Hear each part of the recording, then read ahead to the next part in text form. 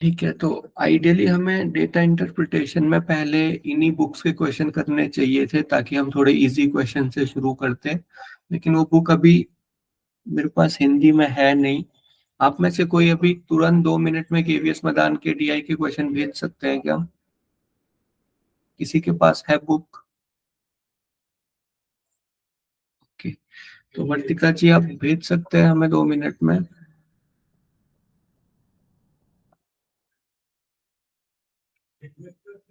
Okay, ठीक है, धन्यवाद। तो आप ग्रुप में भेज दीजिए, मैं उसे फिर प्रेजेंट कर दूंगा। वैसे मैं डायरेक्ट प्रीवियस ईयर क्वेश्चन कराने वाला था, लेकिन आइडियली पहले सिंपल क्वेश्चन से स्टार्ट करना चाहिए ताकि एकदम से कॉन्फिडेंस लो ना हो जाए। पहले हम सिंपल क्वेश्चन करेंगे और तब अगली क्लास में अगर प्रीवियस ईयर क्वेश्चन हम करते हैं तो ज्यादा सही रहेगा। ठीक है वर्तिका जी, आप भेजिए। तब तक हम जनरल प्रैक्टिस कर लेते हैं, जो हमने कल कुछ फॉर्मूले पढ़े थे।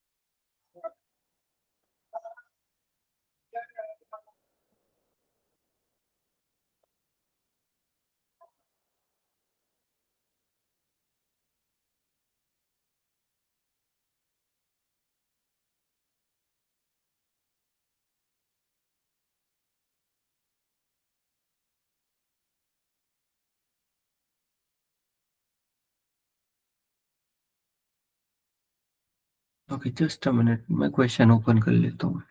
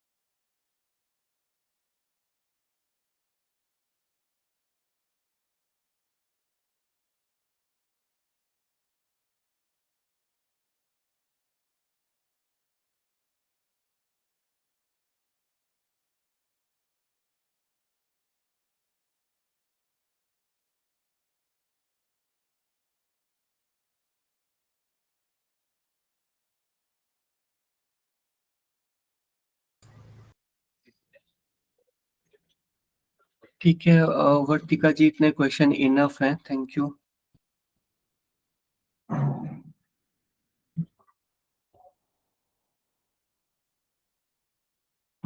Just a minute.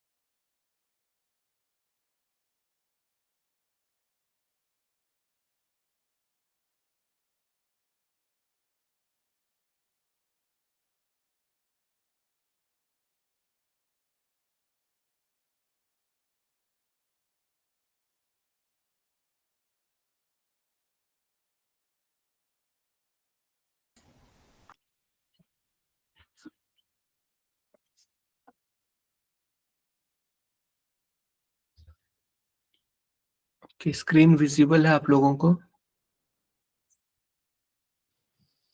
Yes sir. और ये जो स्क्रीन पे क्वेश्चन है ये क्लियर दिख रहा है?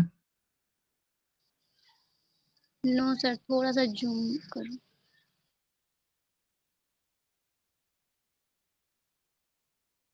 ये इतना मैक्सिमम जूम है। ठीक है सर, पढ़ सकते हैं, कोई दिक्कत नहीं।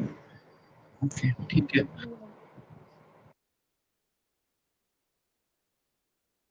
तो ये पहला क्वेश्चन है, निम्नलिखित तालिका में 3 राज्यों की जनसंख्या संबंधी जानकारी दी गई है, इसका अध्ययन कीजिए एवं प्रश्नों के उत्तर दीजिए।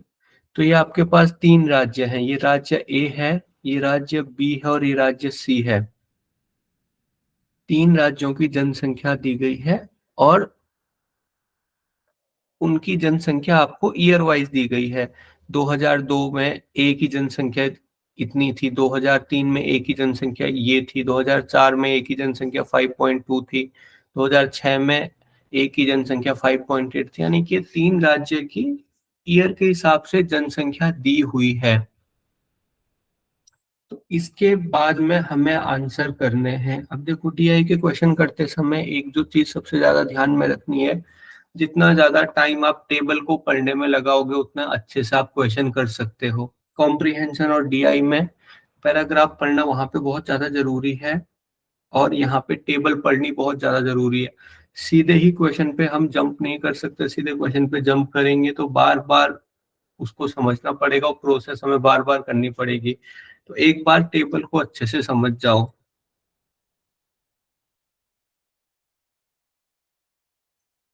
ठीक है, तो अभी मैं आपसे टेबल से रिलेटेड कुछ पूछता हूँ तो आपको पता चलना चाहिए। जैसे यहाँ पे 3.8 लिखा हुआ है, तो 3.8 हमें क्या बता रहा है?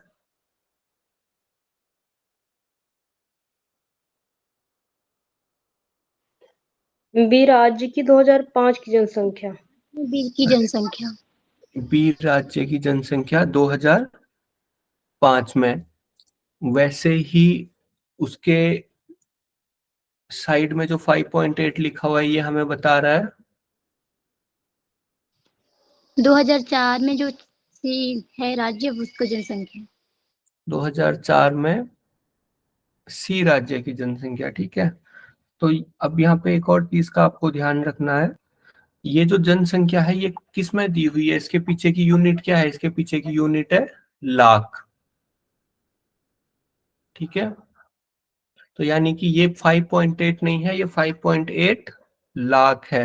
उसके बाद वो 6.3 नहीं है, 6.3 लाख है। तो इस चीज का ध्यान रखना है। अब देखो पहला क्वेश्चन बहुत इजी है, इन सभी वर्षों के दौरान बी राज्य की औसत जनसंख्या कितनी थी? ये क्वेश्चन कर लोगे आप? Yes sir. हाँ, तो एक बार इसे सॉल्व करो। सर एक बार डिजिट बोल दीजिए ना, वो ब्लर ब्लर दिखाई दे रही है। ओके, डिजिट है 3.2, 3.6, 3.4, 3.8, 4.1, 4.4।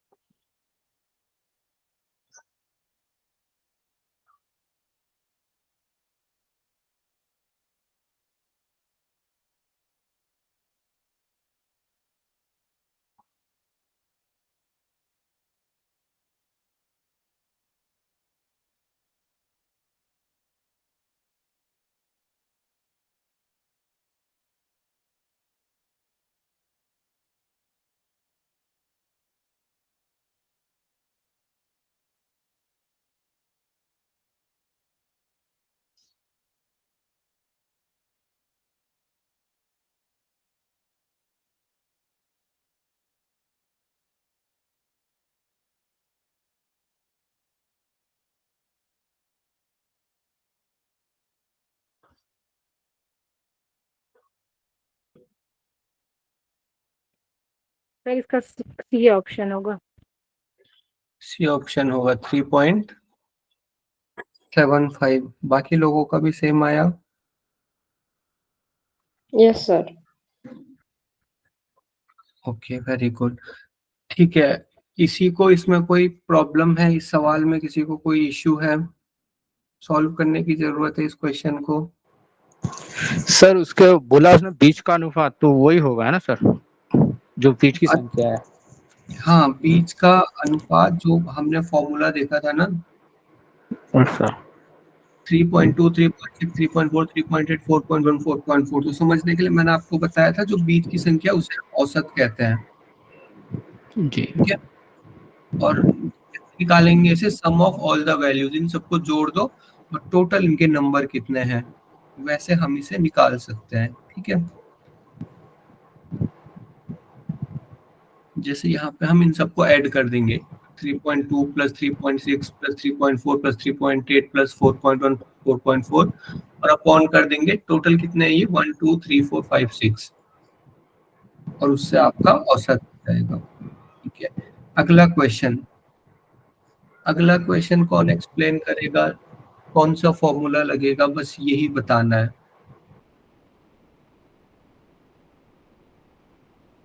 सर डिफरेंस वाला।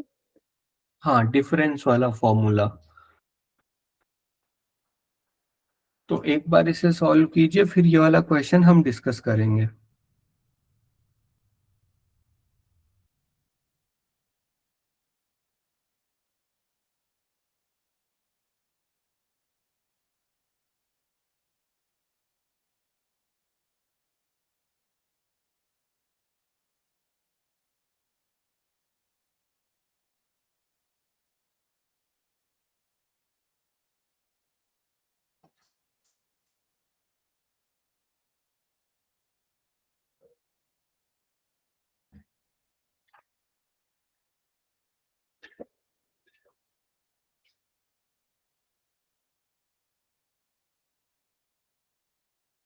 ठीक है, एक मिनट जस्ट।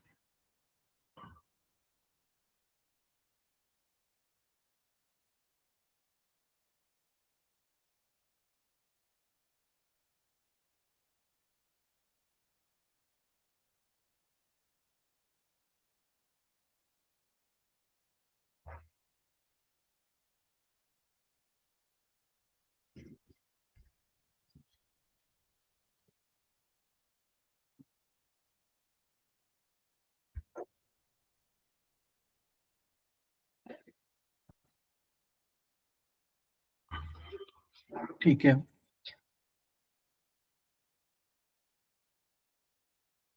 तो यहाँ पे ये पूछ रहा है एक राज्य की जनसंख्या में वर्ष 2003 में वर्ष 2002 की तुलना में कितने प्रतिशत वृद्धि हुई। तो यहाँ पे लगेगा परसेंट इंक्रीज या फिर परसेंट डिक्रीज वाला फॉर्मूला, जिसमें हम ऊपर लिखते हैं डिफरेंस, दोनों के बीच का अंतर, नीचे क्या लिखते हैं हम, सी ऑप्शन।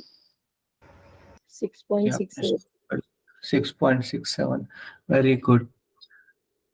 ठीक है, तो ऊपर हम अंतर लिखेंगे, नीचे हम लिखते हैं जिस वैल्यू से हम कंपेयर कर रहे हैं, हमारा बेसिस ऑफ कंपैरिजन, तुलना का आधार, मल्टीप्लाई कर देंगे हम 100 से। तो यहाँ पे किससे हम तुलना कर रहे हैं, 2002। 2002 से हम तुलना कर रहे हैं, और दोनों के बीच का अंतर, एक ए राज्य की जनसंख्या में, ये आपका ए राज्य है, इसकी जनसंख्या में 2003 में थी 4.8, और 2002 में थी इसकी जनसंख्या 4.5। तो वो पूछ रहा है 2003 में 2002 की तुलना में, तो 2002 से हम तुलना कर रहे हैं, 4.5 से तुलना कर रहे हैं, तो 4.5 तो नीचे आ जाएगा फॉर्मूले में, और ऊपर आ जाएगा क्या, दोनों के बीच का अंतर, दोनों के बीच का अंतर कितना है, 3। 0.3, मल्टीप्लाई कर देंगे 100 से, 100 से मल्टीप्लाई करेंगे तो ये आ जाएगा आपका 30/4.5। तो जब आप इसको सॉल्व करोगे तो ये 6.67 आ रहा है।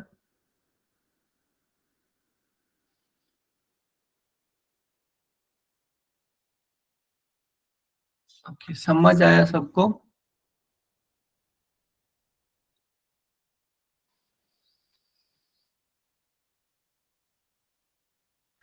Yes sir. सर एक बार समझाना सर ये जो पॉइंट दोबारा से, ओके, क्योंकि 6.6। अभी मैं अभी ज्वाइन किया मैंने। ठीक है, आपको सर, काम हो ठीक है, तो गया था। पहले आप टाइम पे ज्वाइन करने का ट्राई कीजिए। आपने कल परसों की क्लासेस करी? ठीक है, कोई बात नहीं। हाँ जी करी थी। पिछली क्लासेस करी थी आपने? हाँ फॉर्मूले याद याद है तो है आपको? सर, फिर एक बार हाँ जी याद तो है। ठीक है, तो यहाँ पे कौन सा फॉर्मूला लगेगा? यहाँ पे लगेगा परसेंट इंक्रीज और परसेंट डिक्रीज वाला फॉर्मूला। ठीक है, परसेंट इंक्रीज और परसेंट डिक्रीज वाला फॉर्मूला मैंने आपको बताया था। ऊपर हम लिखते हैं अंतर, दो वैल्यूज है। ये पूछ रहा है राज्य ए की जनसंख्या में वर्ष 2003 में वर्ष 2002 की तुलना में कितने प्रतिशत वृद्धि हुई। तो 2003 में जो आपकी जनसंख्या थी,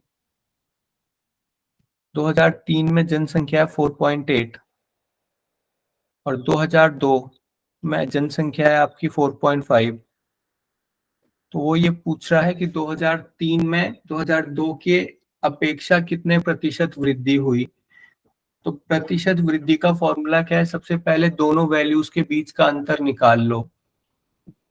दोनों वैल्यूज के बीच का अंतर 0.3। उसके बाद अपॉन में जिस वैल्यू से हम कंपेयर कर रहे हैं, तो यहाँ पे क्लियर लिखा हुआ है 2002 की तुलना में, यानी कि कंपेयर हम कर रहे हैं 2002 से। तो 2002 की वैल्यू यहाँ पे रख दो 4.5 मल्टीप्लाइड बाय 100। तो जब इसको सॉल्व करेंगे, अच्छा पॉइंट में डिवाइड करना, पॉइंट से मल्टीप्लाई करना कितने लोगों को नहीं आता है?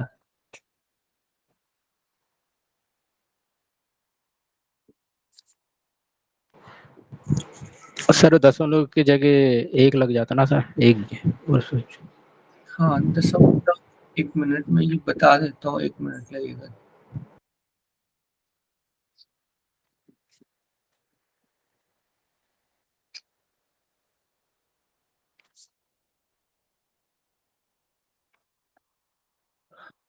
देखो, सबसे पहले हम 10 से देख लेते हैं। जिन लोगों को आता है बहुत अच्छी बात है, जिन लोगों को नहीं आता है एक बार देख लो कैसे हम दशमलव से मल्टीप्लाई करते हैं, दशमलव से डिवाइड करते हैं। तो दशमलव से मल्टीप्लाई और डिवाइड करने में इनकी बहुत इंपॉर्टेंट भूमिका होती है। 10, 100, ये चीजें बहुत ज्यादा जरूरी होती हैं। तो अभी देखो, अगर हम किसी चीज को अगर डिवाइड कर रहे हैं 10 या फिर 100 से, कोई दशमलव वाली वैल्यू है, जैसे 6.342, 6.342 है। अगर हम इसको 10 से मल्टीप्लाई करेंगे, किसी भी ऐसी वैल्यू से मल्टीप्लाई करेंगे जिसमें जीरो होगा, तो हमेशा जो दशमलव है मल्टीप्लाई होने पे एक, जितने यहाँ पे जीरो होंगे उतने प्लेस ये राइट में खिसक जाएगा, राइट को खिसक जाएगा जितने जीरो होंगे। तो अभी 0.6 के बाद है, एक जीरो है तो एक डिजिट राइट को खिसक जाएगा, तो ये हो जाएगा 63.42। उसके बाद अगर 6.342 को हम 100 से मल्टीप्लाई करेंगे, तो ये आपका दो डिजिट राइट में खिसक जाएगा। तो दशमलव किसके बाद आ जाएगा? 634.2 हो जाएगा ये। ठीक है, तो जितने आपको यहाँ पे जीरो दिख रहे हैं, एक जीरो है तो एक दशमलव को एक प्लेस राइट में उसको खिसका दो, दो जीरो दिख रहे हैं तो दो प्लेस खिसका दो। दशमलव बाहर निकालने के लिए कितने से मल्टीप्लाई करने की जरूरत है फिर हमें? अगर हमें दशमलव हटाना है तो कितने से मल्टीप्लाई करने की जरूरत है? 1000। 1000 से। 1000 से मल्टीप्लाई करने की जरूरत है, क्योंकि 3 डिजिट है तो 3 जीरो होने चाहिए। तो 3 जीरो के बाद 0.6342 पॉइंट, अब ये पूरा का पूरा जो नंबर है वो दशमलव से छूट गया। तो इस तरीके से हम कभी भी दशमलव हटाना है तो आपको इससे मल्टीप्लाई करना होगा। उसको हम कैसे यूज करेंगे वो अभी हम देखेंगे। अब दूसरा इंपॉर्टेंट इसमें कंसेप्ट है, डिवाइड करते हैं जब हम दशमलव वाली संख्या को किसी भी जीरो वाली संख्या से। जैसे 6.3, अच्छा यहाँ पे थोड़ा दूसरा एग्जांपल लेना पड़ेगा। 6342.3 है, इसको हम 10 से डिवाइड करेंगे। तो कभी भी आप दशमलव वाले नंबर को डिवाइड कर रहे हो तो दशमलव हमेशा आपका लेफ्ट में खिसक जाएगा। यहाँ पे एक जीरो है तो एक डिजिट खिसक जाएगा दशमलव आपके लेफ्ट में, तो ये हो जाएगा 634.23।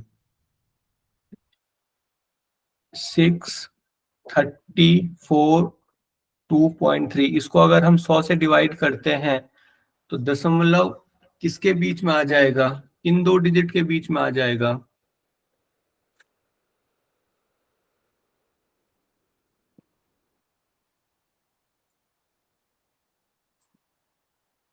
63.423।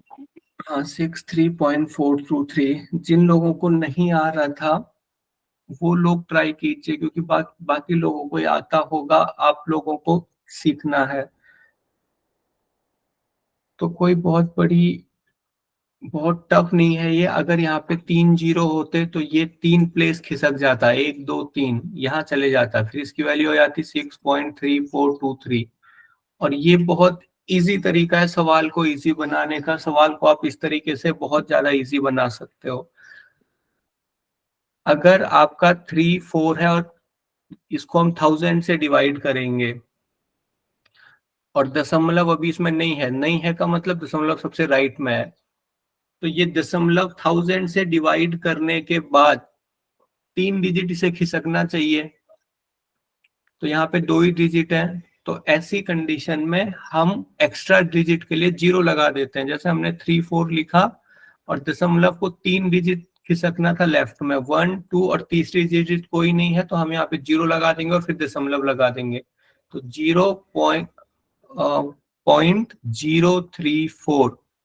फिर से रिपीट कर रहा हूँ, देखो अगर 2 है और यहाँ पे नीचे 4 जीरो हैं तो 4 डिजिट खिसकना पड़ेगा लेफ्ट की तरफ। अभी दशमलव यहाँ पे है, अब कभी भी दशमलव नहीं है तो मतलब उसके राइट साइड में है, तो 4 डिजिट उसे लेफ्ट में खिसकना है दशमलव को। तो एक डिजिट तो ये हो गई, बाकी की 3 डिजिट कहाँ से आएगी, 0 0 0, बाकी 3 डिजिट आपको जीरो लगानी पड़ेगी। तो इस तरीके से दशमलव से हम मल्टीप्लाई करते हैं, दशमलव से डिवाइड करते हैं। अब इसका यूज आप कहाँ पे करोगे, इसका यूज करोगे अभी जैसे सवाल था 0.3 अपॉन 4.5। देखिए इसे इजी कैसे बना सकते हैं, 0.3 अपॉन 4.5। आपको 4.5 दशमलव से डिवाइड करना नहीं आता, दोनों संख्या दशमलव में है, आपको डिवाइड करना नहीं आ रहा, कॉम्प्लेक्स लग रहा है, तो कोई जरूरत नहीं है। एक कोई फ्रैक्शन है इस फॉर्म में, अगर आप ऊपर नीचे सेम नंबर से मल्टीप्लाई करते हो वो फ्रैक्शन हमेशा सेम रहता है। जैसे अगर हम ऊपर नीचे 6 से मल्टीप्लाई करेंगे तो इसकी वैल्यू जो पहले थी वही बाद में रहेगी, लेकिन ऐसा नहीं हो सकता कि आप ऊपर 5 से मल्टीप्लाई करो और नीचे 6 से मल्टीप्लाई करो, फिर ये गलत हो गया। आपको ऊपर नीचे सेम ही नंबर से मल्टीप्लाई करना पड़ेगा। अगर आप ऊपर नीचे सेम नंबर से मल्टीप्लाई कर रहे हो तो इसकी वैल्यू जैसी थी वैसी रहेगी। अब अगर हम ऊपर नीचे 10 से मल्टीप्लाई करें तो ये 0.3 क्या हो जाएगा, 3 हो जाएगा। 3 हो जाएगा। दशमलव एक प्लेस राइट में चले जाएगा क्योंकि मल्टीप्लाई कर रहे हैं। और 4.5 ये दशमलव इधर आ जाएगा राइट में मल्टीप्लाई होने से 10 से, ये 4.5 आपको हो जाएगा 45। ठीक है, अभी देखिए अभी ये 3 1 जा 3 और 15 3 जा 45, 1/15 आ गया। अब 1/15 को भी सॉल्व आप बहुत इजीली कर सकते हो। देखो 1/15 है, मल्टीप्लाई कर दो 100 से दोनों तरफ। 100 से जब हम मल्टीप्लाई करेंगे उसके बाद 100 को तो हम डिवाइड कर सकते हैं 15 से, इसको आप और ज्यादा आगे डिवाइड कर सकते हो। तो ये 5 3 जा 15, 20, तो ये आ गया 20/3 इंटू 100। अब इसको डिवाइड कर लो, 6.6 अपॉन में 100 आ रहा है, तो 0.06 समथिंग आ जाएगा। अभी हमने यहाँ पे 0.06 समथिंग आ जाएगा, और बाद में जब आप क्वेश्चन में जाओगे तो यहाँ पे 100 से पहले भी मल्टीप्लाई करनी है, तो वो जाके आपका 6 ही आ जाएगा। समझ में आया?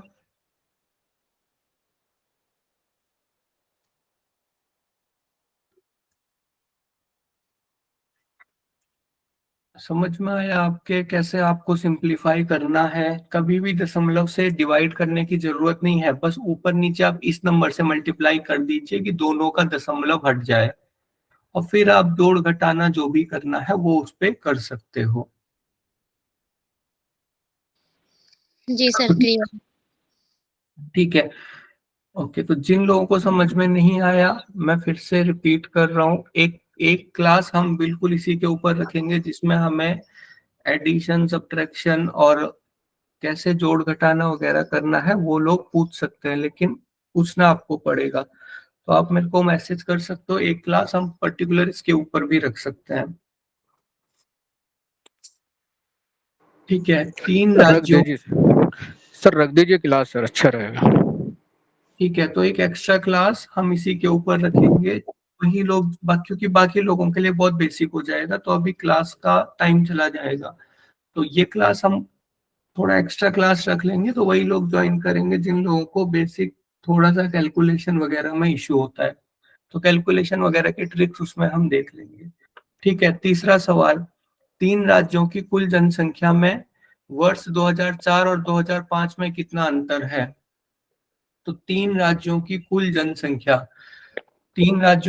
जनसंख्या पहले आपको 2004 में निकालनी है। तो 2004 में ए की जनसंख्या है 5.2 लाख, 2004 में बी की जनसंख्या है 3.4 लाख, और 2004 में सी की जनसंख्या 5.8 लाख। तो 2004 में 3 राज्यों की कुल जनसंख्या कैसे आएगी? इन तीनों को हम 14.4। ऐड कर लेंगे। ओके, क्वेश्चन सॉल्व कर लिया आपने?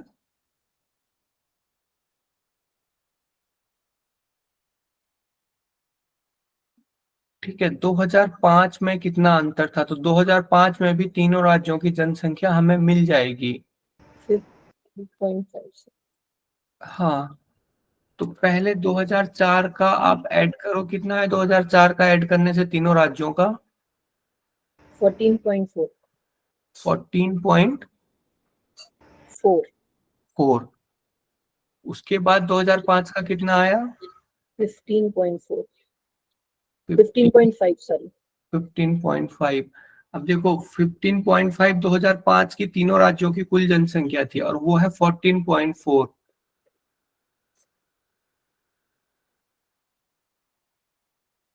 15.5 ये 2005 की कुल जनसंख्या, और 14.4 2004 की कुल जनसंख्या। तो पूछ रहा है दोनों के बीच में कितना अंतर है, तो दोनों को जस्ट क्या करना है आपको? माइनस करना है, तो ये आ जाएगा 1.1। ठीक है, लेकिन जो आपके टेबल में वैल्यू दी हुई है वो लाख में दी हुई है, और नीचे जो आंसर है वो एक्चुअल वैल्यू में है। तो लाख को कैसे हम एक्चुअल वैल्यू में कन्वर्ट करेंगे? ये 1.1 नहीं है, ये 1.1 लाख है। तो ये लाख को यहाँ पे से हटाने के लिए आपको लाख से ही मल्टीप्लाई करनी होगी। तो 1 लाख में कितने जीरो होते हैं? 5। तो 1.1 लाख लिखा हुआ है ये, तो लाख हटाने के लिए आपको उसी से मल्टीप्लाई करनी पड़ेगी, तो ये हट जाएगा फिर। तो 5 जीरो से हम मल्टीप्लाई करेंगे, तो ये जो दशमलव है ये 5 प्लेस राइट में चला जाएगा, 1 प्लेस तो ये 1 ले लेगा, बाकी 4 प्लेस 0 कवर कर लेंगे, 0 0 0 0। तो ये कितना हो गया? 1,10,000। ठीक है, सबको समझ में आया? Yes sir. ओके, ठीक है। ऐसे ही आपको कभी अगर ये 2.1 के लिखा हुआ है, के का मतलब होता है 1000, तो ये के को हटाने के लिए आपको 2.1 को 1000 से मल्टीप्लाई करना पड़ेगा, फिर ये एक्चुअल नंबर में कन्वर्ट हो गया। कहीं पे आपको 3 मिलियन लिखा हुआ है, उसको अगर हमने एक्चुअल नंबर में कन्वर्ट करना है तो मिलियन में होते हैं 6 जीरो, तो 3 की मल्टीप्लाई कर दो 1 लगा के 6 जीरो से, तो ये एक्चुअल नंबर आ गया। ठीक है, ऐसे ही 3 बिलियन लिखा हुआ है, बिलियन में होते हैं 9 जीरो, तो 3 की मल्टीप्लाई कर दो 9 जीरो से। तो इस तरीके से ये जो आपके वहां पे यूनिट लिखी होंगी उनको हम एक्चुअल नंबर में कन्वर्ट कर सकते हैं। तो हमारा आंसर आया 1,10,000। ठीक है, चलिए अगला सवाल। वर्ष 2006 में तीनों राज्यों की औसत जनसंख्या कितनी थी? तो ये सबको सॉल्व करना पड़ेगा, बहुत इजी क्वेश्चन है।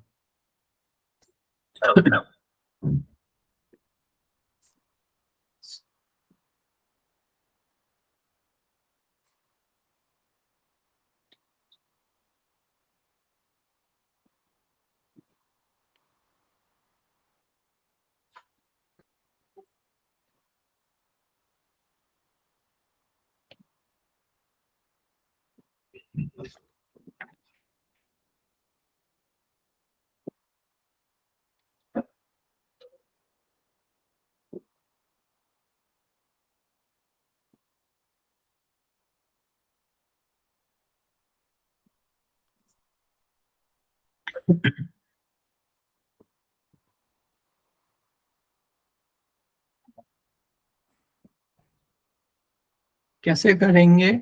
औसत निकालना है आपको। किसका औसत निकालना है? 2006 में तीनों राज्यों की औसत। तो 3 राज्य हम ए, बी और सी यहाँ पे लिखा हुआ है, इसी को 3 राज्य मान लेते हैं। ए की जनसंख्या कितनी थी 2006 में? 5.8। 8 बी की जनसंख्या थी 4.1, सी की जनसंख्या थी 6.6। इन तीनों का औसत निकालना है। तो औसत निकालना बहुत आसान है, sum of all the values upon total number of values. इन तीनों को ऐड कर दो और डिवाइड किससे करेंगे? 3 से 3 से। कितना आएगा ये आपका? 8 6 14 और 1 15, 6 4 10, 5 15 और 16, 16.5 डिवाइड बाई 3। तो ये 5.5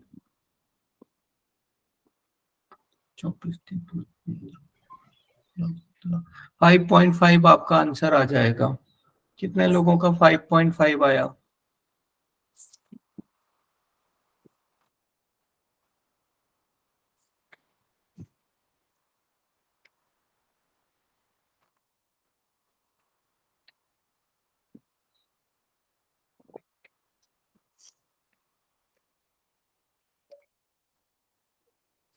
किसी का 5.5 आंसर आया? जी sir. Yes sir. Yes sir. ठीक है, किसी को डाउट है इस सवाल में?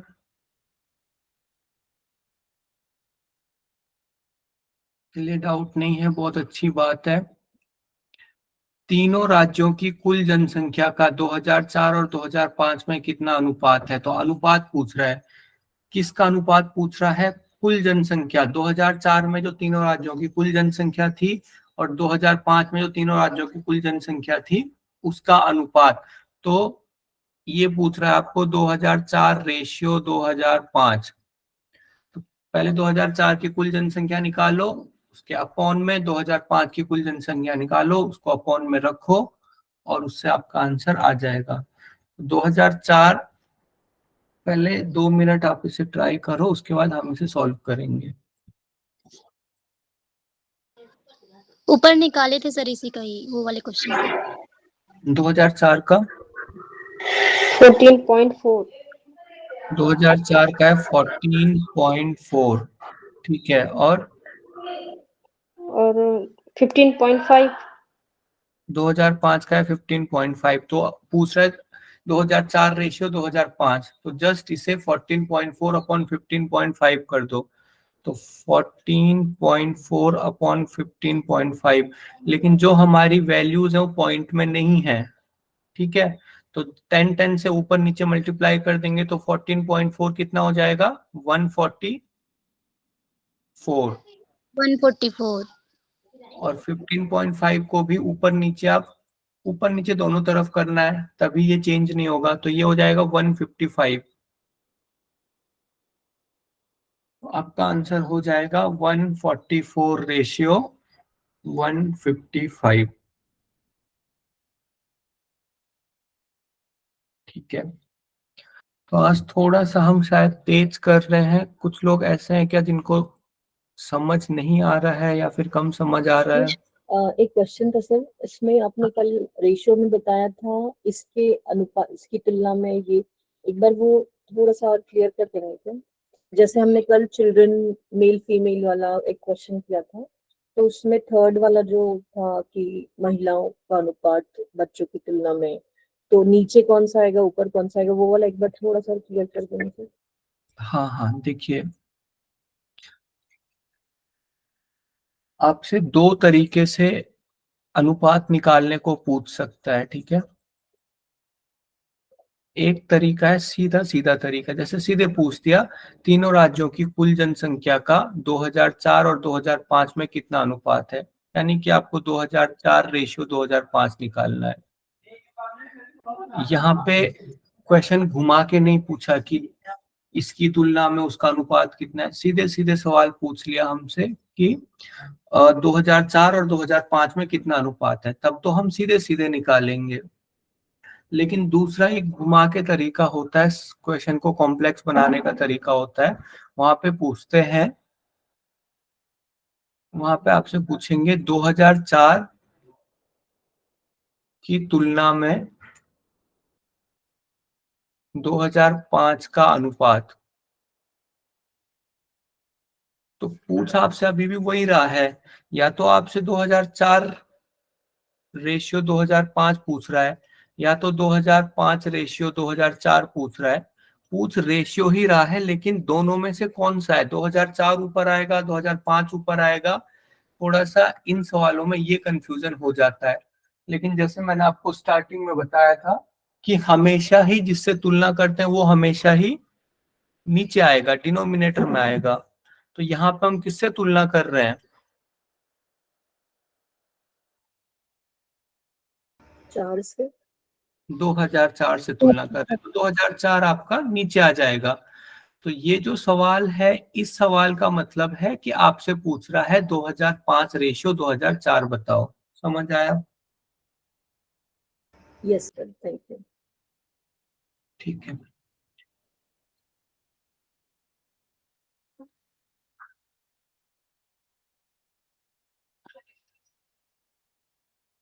ठीक है। ये एक अगला सवाल है, टेबल को कौन एक्सप्लेन करेगा? यहाँ पे से सवाल शुरू है, ठीक है। कोई टेबल को एक्सप्लेन करेंगे, टेबल क्या कह रही है, टेबल क्या बता रही है हमें?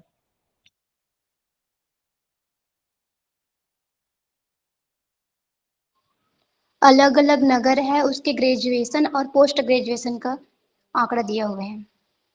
हाँ, अलग अलग हमारे पास नगर हैं। कितने नगर हैं हमारे पास टोटल? 1 2 3 4 5 6, 6 नगर हैं हमारे पास, 6 जगह हैं।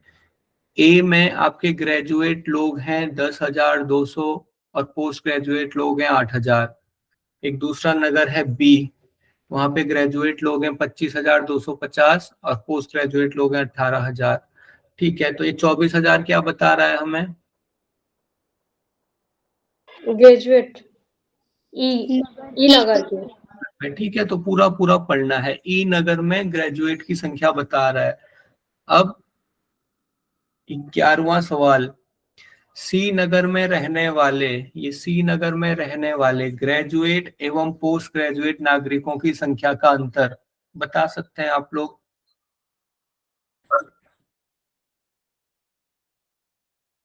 सी नगर में रहने वाले ग्रेजुएट और पोस्ट ग्रेजुएट की संख्या का अंतर। तो ग्रेजुएट की संख्या कितनी है? 15,150। 50। हाँ, और पोस्ट ग्रेजुएट है 10,500। तो दोनों माइनस कर देंगे। 4,650। 4,650। Very good. अगला सवाल, ये बहुत सिंपल सवाल था। हाँ, सभी नगरों में निवास करने वाले पोस्ट ग्रेजुएट नागरिकों की संख्या का औसत क्या है? तो सभी नगरों में निवास करने वाले पोस्ट ग्रेजुएट नागरिकों की संख्या का औसत। तो सबको जोड़ देंगे और डिवाइड करेंगे किससे? 6 से। 6 से। तो हमें पता चल जाएगा उनकी औसत कितना है। ये हो जाएगा 8,000 plus 18,000। Sum of all the values, सबको जोड़ दो, उसको डिवाइड कर दो 6 से। तीसरा, ए और बी नगरों के कुछ ग्रेजुएट एवं ए और, अच्छा कुछ की जगह कुल है, ठीक है। यहाँ पे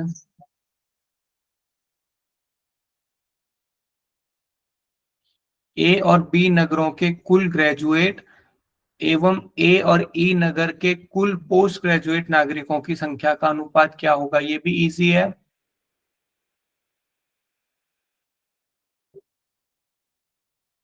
कह रहा है ए और बी नगर के कुल ग्रेजुएट, तो आपको ए और बी नगर के इन ग्रेजुएट को जोड़ना है। अनुपात हमेशा दो वैल्यू का पूछता है। तो पहली वैल्यू है ए और बी नगर के कुल ग्रेजुएट, तो ए और बी नगर के ग्रेजुएट को जोड़ दो। दूसरी संख्या कौन है? ए और ई नगर के कुल पोस्ट ग्रेजुएट, तो ए के पोस्ट ग्रेजुएट को जोड़ना है और ई के पोस्ट ग्रेजुएट को जोड़ना है। तो इन दोनों को जोड़ने से हमें दूसरी संख्या मिल गई। अब इन दो संख्या का हमें अनुपात निकालना है। समझ आया?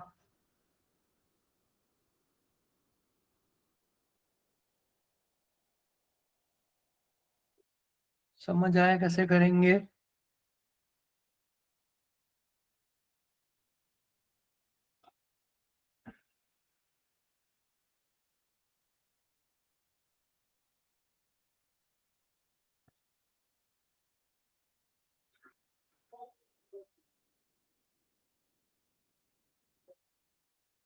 किसी ने किया क्वेश्चन?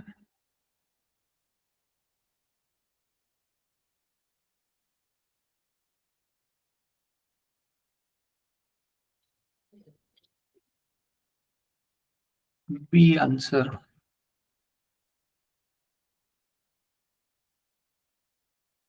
ठीक है, आगे बढ़े, हम अगले सवाल पे बढ़े।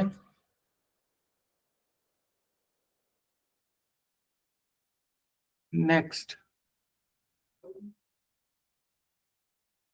ए, डी और एफ नगर के ग्रेजुएट और पोस्ट ग्रेजुएट नागरिकों की कुल कितनी संख्या है? ठीक है, ये भी इजी सवाल है, बस आपको इसमें जोड़ना बस है। तो ये आपके दो डीआई के सवाल हो गए। ये वाली पीडीएफ जो अभी वर्तिका जी ने पिक्चर शेयर की है, उसकी मैं पीडीएफ बना के आपको शेयर कर दूंगा। तो वो सारे सवाल आज आपको करके आने हैं। वो बहुत सिंपल क्वेश्चन है। जब आप आज वो सिंपल क्वेश्चन करोगे तब हम कल जाके प्रीवियस ईयर क्वेश्चन करेंगे। इसके अलावा कल आपका संडे है, तो कल हम एक एक्स्ट्रा क्लास रख सकते हैं कैलकुलेशन के। आज की क्लास हम यहीं पे एंड करते हैं। धन्यवाद, आप लोग लीव कर सकते हो। हाँ जी। सर टाइमिंग यही रहेगा? हाँ, कल की क्लास का टाइमिंग यही रहेगा जो हमारी चल रही है, लेकिन अगर कैलकुलेशन की कोई क्लास कल मेरे को दिन में टाइम मिलता है तो मैं आपको ग्रुप में मैसेज कर दूंगा। Okay sir. हाँ जी।